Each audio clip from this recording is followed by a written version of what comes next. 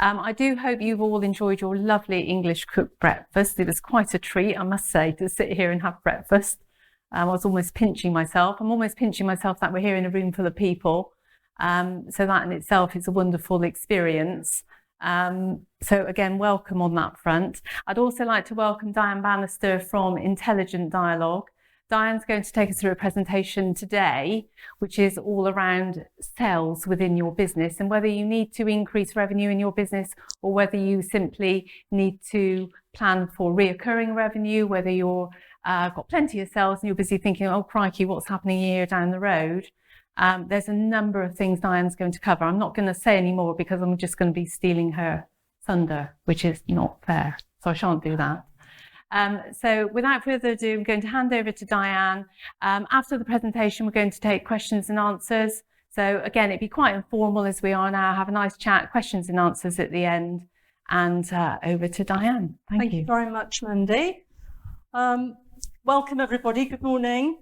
I thought it would be useful to talk you through three things this morning. Firstly, some of the trends that we're seeing in sales and service with our clients and with business leaders that I'm speaking to.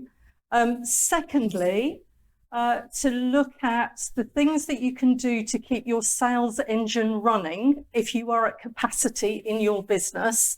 We've just been talking on the table over there about some of the challenges of recruiting people, and that does put businesses under pressure. So what are the sorts of things that you can be doing to keep that sales engine running smoothly?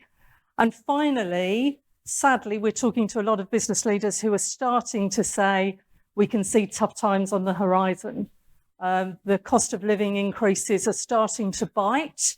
That's affecting our client base. And so we need to start building up a war chest and thinking about tougher times. So I'm going to talk you through some of the things that you can do to help you in terms of selling in tougher times. I don't want to talk that up, but we thought it would be interesting to think about that. So I'd like to start by saying that where I'm talking about sales, I'm talking about generating revenue for your business. I was talking to a director recently who said, well, we don't have a sales team. We don't really do any selling. Well, I think everyone in your business is involved in sales. The person who answers the phone, the person who replies to an email inquiry, the person who replies to a web-based form inquiry, they're all part of your sales team. The person who perhaps is picking and packing in your warehouse, if they send the wrong order out, that's going to have an impact on your customer service, the perception of your customers. So for us, everyone's involved in sales. So when I'm talking about sales, I'm talking about what you can do to generate revenue into your business and looking at winning business, either from your existing customers or from potential new customers as well. So let's look at some of the trends that we've been seeing, both with our client base and also at events like this when we're talking to business leaders. At Intelligent Dialogue, we're a training and development company that specialise in sales and service. And our client base goes from companies that turn over about £500,000 a year. Our largest client turns over billions globally, billions of dollars globally. So it's a real cross-section. We tend to work with clients that have a very technical product as well. So a lot of engineering clients, manufacturing, distribution. We do a lot in the plant hire sector as well. So that hire and rental sector. So let's just have a look at some of the trends that we're seeing. 2022 is quite interesting because it's dividing companies. And this graphic is trying to show on the bottom of the slide, there are companies who are just overwhelmed. For whatever reason, they can't recruit people into their business has grown. Perhaps there's been a pent-up demand as a result of COVID. COVID is still having an impact, isn't it? I had it a few weeks ago and had to be off work for a fortnight. So absences within a business is making an impact. So we're seeing that businesses are quite overwhelmed by the amount of business that they're getting. Or at the top of the graphic, depending on market sector, they're starting to see that their numbers are starting to dive. We were all getting back on an even keel after COVID, and then Russia decided to invade Ukraine, and that caused a few wobbles in certain market sectors, as you would expect. And so people are now thinking, we are predicting a shortfall from our budget. What can we do to close that gap? So we're kind of seeing those two polar opposites. So these are some of the things that we've seen at the beginning of 2022. In service, companies are still experiencing supply chain issues, particularly, it seems, in getting spare parts. So companies that repair kit for their clients, they're finding it very difficult to get hold of pieces of equipment, spare parts, and that's having an impact in terms of service. It's also having an impact in terms of average order values, because if people haven't got that supply in their warehouses, that's having an impact because people can't build orders because they just can't get hold of pieces of hold of stock. We're seeing the resource challenges still. We were having quite a debate on that table over there around the challenges of recruiting good people into an organisation. I know I'm sitting next to someone from Wiltshire College and they were talking about their apprenticeship. So there are ways where you can recruit people, but it's not as it was pre-COVID. Absence levels with COVID, and we're certainly seeing that customers are much more less forgiving. They expect businesses to have sorted themselves out 2 years after COVID hit. And we're certainly, with the customer service teams that we work with, they're talking a lot about the fact that customers are getting angry.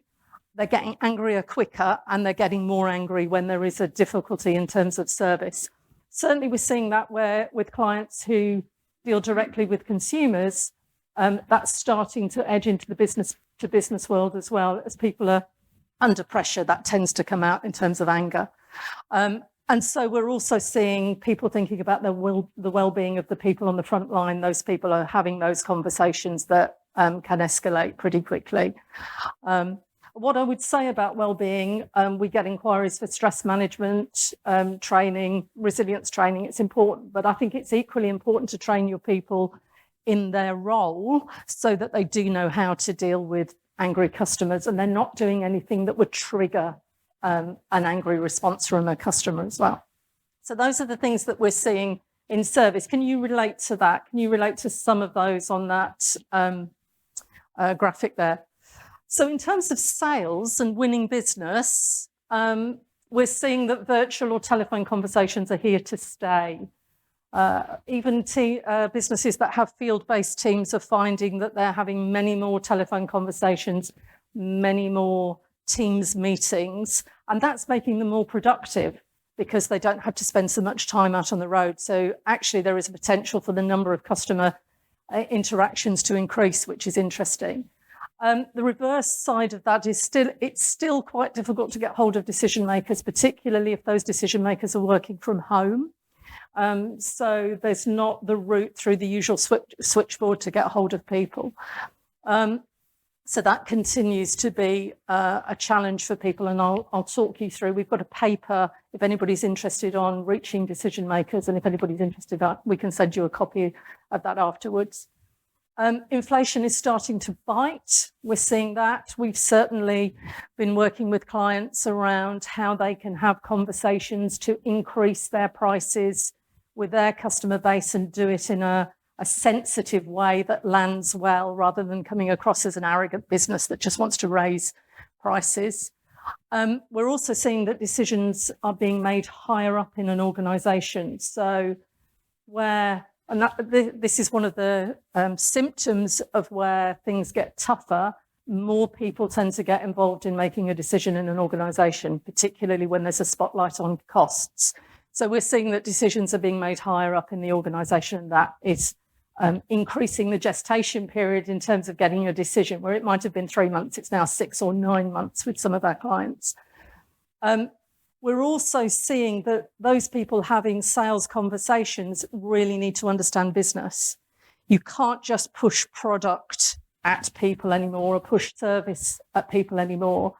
You really need to understand the business elements of that and what your product or service can do for your customer base as well. And we're also seeing a real focus on increasing average order values with the challenges of delivering with fuel and the costs associated with that. businesses are recognising if they can increase an average order value, that makes sense both for the client and for themselves.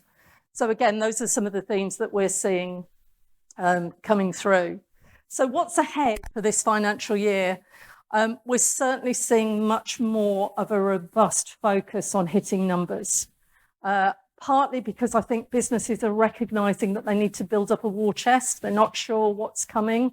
And certainly the war in Ukraine has unsettled several businesses. So there is much more a focus on hitting the numbers. And we're seeing a lot of inquiries about new business generation to be able to close that gap. So when people are doing their sales forecasting, they're recognising that their existing customer base may not hit their numbers for the year, and so that they're looking at what they can be doing for new business generation. What that also means is that if competitors are trying to win new business, that may have an impact because they're coming after existing customers. So you have to defend your existing customer base. A mix of business is very important. So clients are now looking at, and in fact, some conversations I was having at an event like this a couple of weeks ago, people were saying that we need to really focus on the kind of business that is going to enable our growth. So to move away from the short term, the low profit, into the areas where people can add value, their longer term relationships, more profitable projects, for example.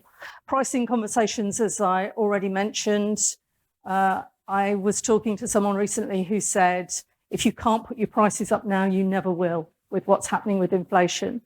But actually what's interesting when we talk with people on the front line, they're really aware of what's happening in their own pockets. And so they're almost embarrassed to ask for more money from the customer base. So being able to defend price is really important. What that also means is that clients are looking at a focus on quality. If you're putting your prices up, your service levels can't drop. You've got to be maintaining the kinds of quality, and I'm seeing some nods around the room, so that's obviously resonating with people. You've got to be maintaining your levels of service. And so much of this, as we know from the last 2 years, has been about leadership, and companies are going to have to continue to face into whatever challenges come our way. And certainly it's those businesses that choose to recognise these things are coming. What can we do to lay our foundations down? What can we do so that we're doing the right things? That will make a difference going forward. So from the nods, I can see that some of that is resonating, perhaps not all of it, but some of it is resonating with you. So today is to get you to think about, you're not in the office. Hopefully your mobiles are turned off. You've got about 40 minutes to have some thinking time. Mandy's doing a time check there, about how ready you are for the challenges ahead. And it's an opportunity afterwards to talk with your peers in the room about what you can be doing in your business to be preparing yourself for the challenges ahead. And this is one of our favourite phrases at Intelligent Dialogue: hope isn't a strategy. Although there was a £187 million win this week, wasn't there? But hope isn't a strategy. We've got to have a plan. We've got to think things through. And the reality at the moment is we need to be at the top of our game. But the legacy of the last 2 years means we're probably at the limit of our capacity as well. People have been working really hard. So we need to think about what we can do, because a lot of business owners that I talk to just can't see the wood from the trees. There are things coming in all directions. We all took a kind of sigh of relief, didn't we, when things started to normalise at the end of COVID. It felt as though we were getting back to normal, and then war breaks out. So it's really important, and I would encourage you today just to lift off, to get into a helicopter. You'll see there's some helicopters in some of the graphics coming up. Get into a helicopter and just look at that bigger picture of what's happening in your business, and start to think about some of the things that you may need to think about going forward. Because we believe all that's been thrown at us over the last 2 years, and all that's coming in our direction, and it feels very volatile out there, it's amplifying the need for great sales practices, for really good sales systems, and for great sales skills. So let me talk you through a few things that might help you with some of that thinking. Our strapline is gain, retain and grow. It applies to skills. You need to gain new skills, retain them and grow as a result of that, so you improve performance. But it's a really useful model to think about your customer base. So if you think about your customer base, which are the customers you really want to retain? The ones that it would really hurt if you lost. So what can you do to keep those key accounts? Which of your customers can you grow their share of wallet and the share of spend with you? And if you work that through, if you think about that and forecast that, what shortfall does that leave you in terms of what do you need to do to gain new business? So it's a very simple model. We take people through a sales planning exercise around that, but it's really effective. I spoke to a sales director earlier this week who we did this with his team 12 months ago and they hated it. They really didn't want to do it because they were going to be pinned down on, well, we think we can grow that account by 10%. They really didn't want to do it. He said 12 months forward, at appraisal time, they're all bringing that document with them. They're forecasting, they understand, they're spending their time with the people where they are likely to get payoff from their activity, and that's made them more effective. So it's a really simple model, but very effective. So, I'd get you to get in that helicopter and think about who are your top accounts, the ones that it would hurt to lose, and what plans do you have to retain them? Because your competitors may have their eyes on them. They might be eyeing them up and seeing what they could do to get into those accounts as well. So think about that. Now, this slide here is particularly useful if you're in the camp where you're at capacity, but you need to keep your sales engine running. So the left-hand side of the slide shows the sorts of things that you can be doing to generate inbound leads. So all of the things that we probably didn't do when I started selling in 1991, with the digitalization of marketing, the things on the left-hand side can help to generate leads. So producing great content, having a website where you're found and a website that resonates with people so that they'll make inquiries to you. Social media, paid search, advertising, PR, getting articles into trade press and publications. They all build your profile and will generate leads into this central funnel. On the right-hand side, we've got the things that you can do as outbound or outreach activity. So good old-fashioned mail, it still works in some sectors. Email campaigns, telesales campaigns, it still works. I know there's a lot of controversy about cold calling, but you can be very effective on the telephone if you're doing things well. Face-to-face sales activity, networking events, exhibitions, and I put social media on the right-hand side as well. Where the right-hand side can be useful is you can be much more targeted. If there is a company that you really want to win their business, the left-hand side is a longer, slower burn in a lot of ways. The right-hand side, you can be much more targeted and put a campaign together to win that account, that business. But the center of this is really key because we could argue that the outside is sales and marketing activity. If you want to keep your sales engine going, the center of that is absolutely key. How many inquiries do you convert to orders? In your business, as people are answering the phone or answering email inquiries, how well are those being answered and what can you do to increase that? So you could do a little bit of maths around that. If at the moment you convert, let's say 40% of your inquiries into orders, what impact would that have on your top line and your bottom line in your business if you could get that 40% to 45 or to 50%? You're doing the hard work, you're quoting them anyway. What could you do to win more of that work? And that would be the one thing that I would say, even if you're busy, really busy and at capacity, if you can spend focus and time there, that will help you in the longer term. So make sure you handle your inquiries well. And there's a lot of evidence now that you need to handle your inquiries quickly as well. I ran a LinkedIn poll at the beginning of the year. We got about 500 answers to the poll, and we asked, how quickly do you expect companies to respond to an inquiry? Really simple question. And these were the results. So 19% of people expected an answer within an hour, 14% within 4 hours, 36% the same day, and next day 31%. What was interesting was the next day people, because I knew a lot of them, they tended to be people who had very complex products or services to sell. So they were in complex engineering type projects. And so they were aware, they thought people could wait a little bit longer because the nature, the complexity of the inquiry. But as people who are looking for suppliers or looking to take on people's services, the reality is we're all so busy, it can be at the front of our mind. 2 hours later, we're pulled into another meeting or there is something else happening. So there is a lot of research showing, particularly with web-based inquiries, you need to be responding within an hour. That's becoming more and more of a trend. So that's something to consider as well.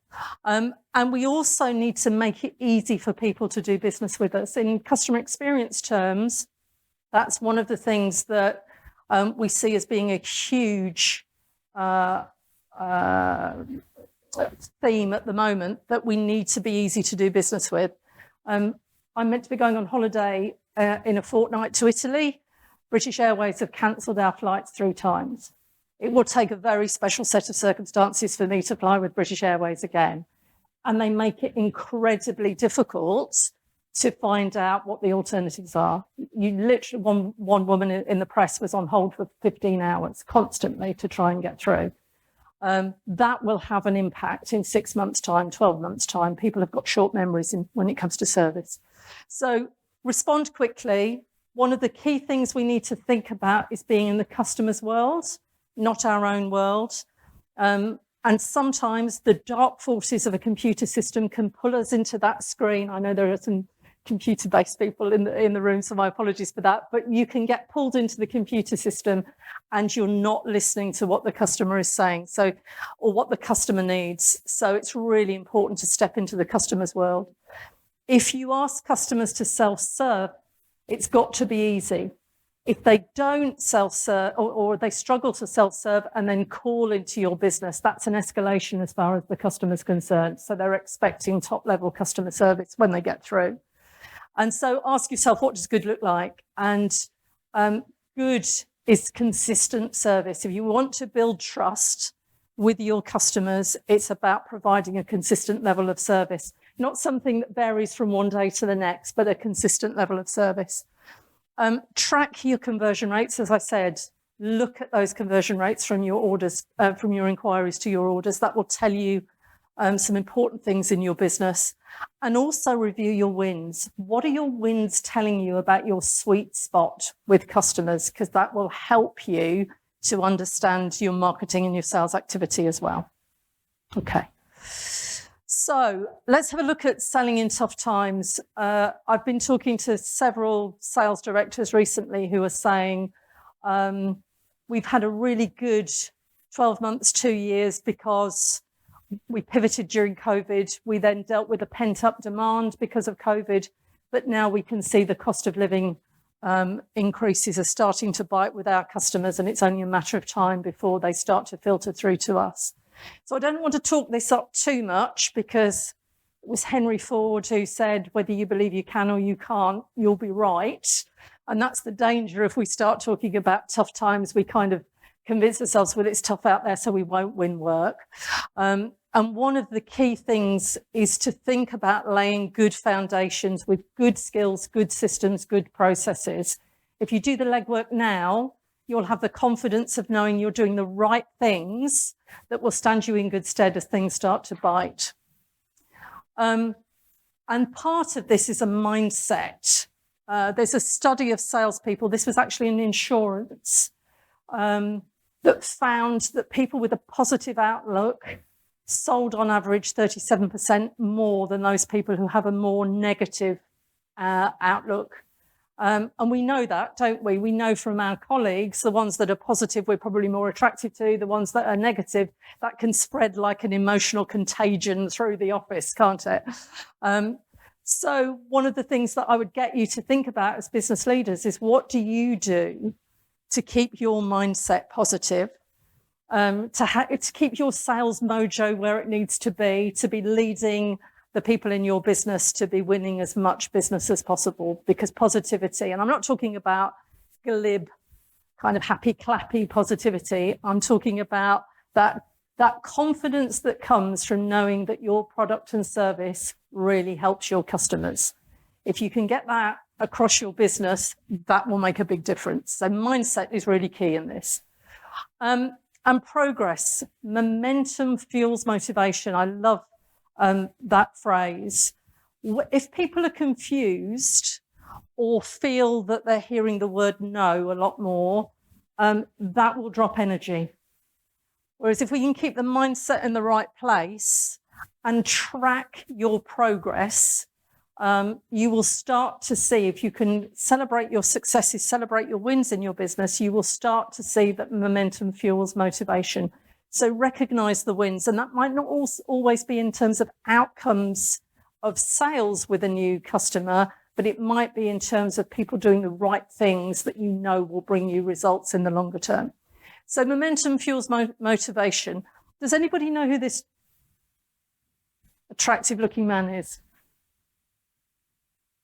Anybody care to hazard a guess? That's right, it's Dave Brailsford. He ran Team GB and Team Sky.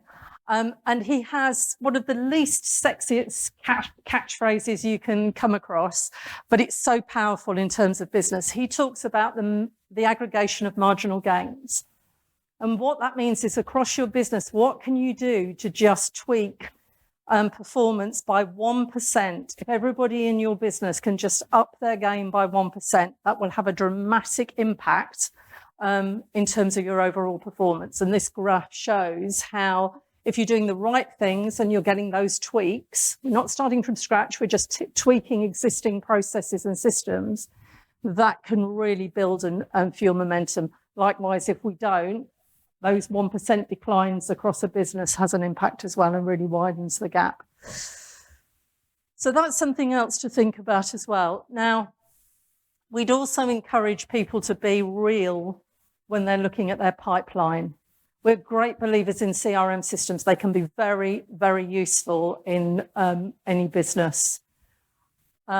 We tend to find that salespeople and CRM fit into one or two camps. They tend to be the people who hold all of their opportunities to themselves and won't put them in the CRM system, because they can then, at the end of the month, put their underpants over their trousers and become a hero when they pull a great opportunity, a great a win out of the hat. And at the other end of the scale, they may put just everything in, because a maybe is better than a no. And what we would say is, be real. Go through your pipeline and think about the ones that you can win and and spend your time and attention on that. The ones you can, the ones that you want to win, rather than getting your pipeline clogged up. I'm sorry for putting this image in your head, but you don't want a constipated pipeline. You want your pipeline to be moving constantly. Okay. Are you going to borrow that? You don't want a constipated pipeline. And the reality is, in sales, the fortune is in the follow-up. And what happens if people are having a tough time is, if their confidence dips, they tend not to follow up as often.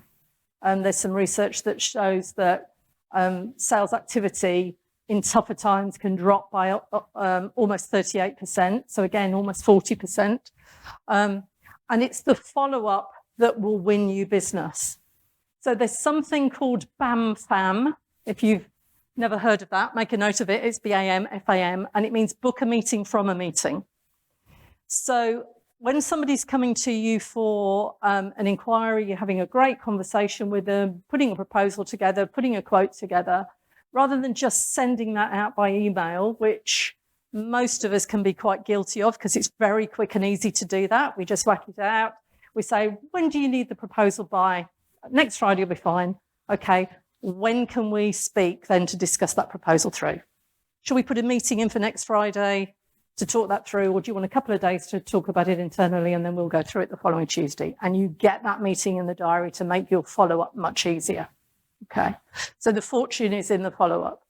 Now, these are all good sales practices that would have been good at any time, but when times are tougher, they're absolutely crucial, is what I would say. So use your time wisely. Sales productivity is very key. As I said, if people are hearing the word no, people don't like rejection, and natural inclination is to reduce our sales activity. And also to think about, I did an exercise with a company in Holland at the beginning of the week, to think about actually how much time you do have for sales activity, and then making sure that you're spending that time with customers where you're going to get payoff from that activity, or potential customers where you're going to get payoff from that activity. Keep close to your customers. I don't know if you're aware, but you can set something up on Google called Google Alerts, and they will email you every time a customer or a prospect is in the press. So you can get a little email alert to say this has just happened, they've just invested this, or they've just moved premises. So that's a great way to keep in touch with people. I should say, if you go to intelligentdialogue.com, there is a resource section, and if you look at the sales resource section, there is a whole how to set the Google Alert up. So if you want to know how to do that, just click on that and it will give you a set of instructions on how to do that. And what that means is when you're contacting customers, you can have a conversation that is really relevant to them because you're finding out what their latest news is. So you can talk about things that are happening in their business. So keeping close to your customers is really important. We're also seeing that the clients that are being most effective are recognizing that they need to be having business conversations with their customers and their prospects. Not about pushing product or service, it's about understanding what your products or services can do for that client organization or that customer organization. And actually what we're hearing more and more of is that conversations need to move beyond the transactional. It's not only about developing relationships, which if you've got automated processes can be quite difficult to do because you miss that opportunity for those one-to-one times. But the focus of those conversations need to be more commercial. As I say, we're doing a lot of work to help clients think about their strategy and how that can translate right through to the conversations that they're having with the customers and make them more commercial. And that's a great way to set yourself apart from your competition. Okay. That all of this may mean that you need to rethink your sales messages. What are the advantages of doing business with you? What's your value proposition? Why should a customer or a prospect do business with you? What do you actually do for them? And again, with that, you may need to segment that down to different customer types, but you might also need to think about different roles within an organization as well.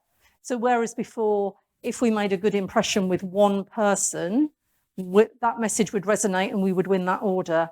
Now, as we're seeing that decisions are being made higher in an organization, your messages might need to apply to the ops director and the CEO. And the finance director might start to get involved as well. So you might have to have messages that resonate across the account and the decision-making unit within the organization. We're a training and development company. I am going to say this, aren't I? But you need to enable your people. If they're confident in the conversations that they're having with people, it will make a difference and they will win more business. It's as simple as that. So my question to you was, how ready do you feel about the challenges ahead? I just wanted to talk through with you a tool we've got. It's free to use. There we go. If you go to that URL, you can fill in a questionnaire. There's about 40 questions. It takes on average about 10 minutes to complete. It's a cup of coffee and some thinking time. And you will get your own sales readiness report based on your scores. So there are questions like, how often do your salespeople rely on reducing price to win orders? And if you can see, it doesn't show it very well on this slide, but if you can see the green bar there, there's a little button, and you can just move it to where you think is appropriate for you. And what that does then is give you a heat map in terms of your overall score, and it breaks it down into some of the things that we think are really important. Those people who are confident in their sales activity, they take consideration of all of these things. It will give you a score in each of those areas, and it will give you a report of some of the things that you can do to be stronger in some of those areas as well. And what we're finding is several people within a client are filling that in, and then they're using that as an agenda for a meeting to discuss what they could be doing to equip themselves going forward. So it will give you a score, or you will self-assess and give yourself your own score in terms of where you are in terms of your strategy. So are you heading in the right direction? Your sales planning, this idea of gain, retain and grow, where are you going to focus your energy? The systems and processes that will help you get there. There's something called sales enablement that has come across from the States, but this goes beyond sales training now to look at the blockers of your salespeople. Have they got the right marketing collateral? Have they got the right things at their fingertips that will help them make the most of an opportunity? And what eats their time? What can be taken so that they're spending more time face-to-face with customers? You'll rate your own motivation and persistence, so your mindset piece. That you'll forgive me, there needs to be an intelligent dialogue in there, a sales conversation piece. How people are feeling post-COVID. Some businesses are very buoyant, some people are still really affected by COVID. And then the final area is measurement and progress, this idea that momentum fuels motivation. So what can you do to keep on track and measure your progress? And that's the URL. I think we'll be circulating the slides after this, so there is the URL, but again, that's on our website as well. And you get your own report that gives you ideas of what you can do to help you increase your scores and what your priority areas might be. Okay. So the final thing for me to mention is if you go to our website, there's lots of resources on there that you can download. If you want a free copy, we've got some papers in terms of go-to guides for reaching decision makers, successful exhibitions. It's great to see people are exhibiting again, and that's a very useful paper for people who are on the stands, so they get the most from an exhibition. And there's also a go-to guide for helping angry customers. I'm very pleased to say, if you Google selling in tough times, we usually come up on the first page, and everything that I've talked about, there is a page on our website that goes into detail behind that as well. So thank you very much. If anybody's got any questions, I'm really happy to have my brain picked, either in the larger group or one-to-one. I hope that's been useful and got you thinking about some of the things that you could be doing in your business and just got you in your helicopter and lifting off for a while. Thank you, Diane. Absolutely wonderful. Thank you.